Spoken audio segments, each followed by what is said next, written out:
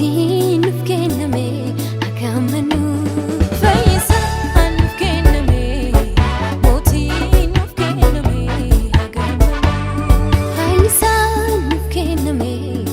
Mootiin nuuf kenname akka amanuu fayyisaan nuuf kenname. Mootiin nuuf kenname akka amanuu abdii dhaloota kakuu haaraa inni nuuf laatame. Jiraataan nuuf kenname har'a nuuf fidee ifa haaraa inni nuuf laatame. Jiraataan nuuf kenname galanna ta'uu isaafi ulfinna ta'uu isaafi hoqubaana ta'uu isaafi saganna ta'uu isaafi galanna ta'uu isaafi ulfinna ta'uu isaafi hoqubaana ta'uu isaafi. Saganna ta'uu isaafi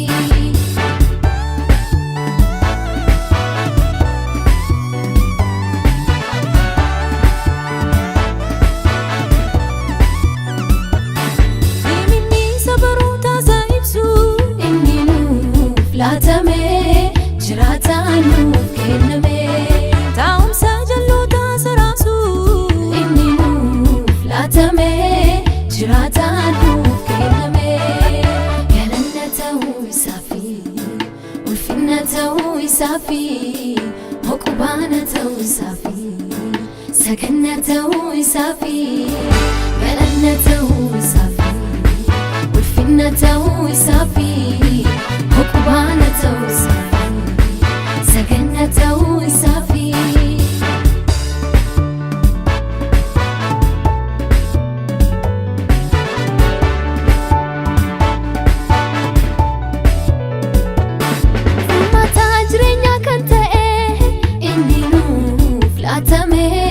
Jiraataan nuuf kenname nagaaf gammachuun kan guute inni nuuf laatame.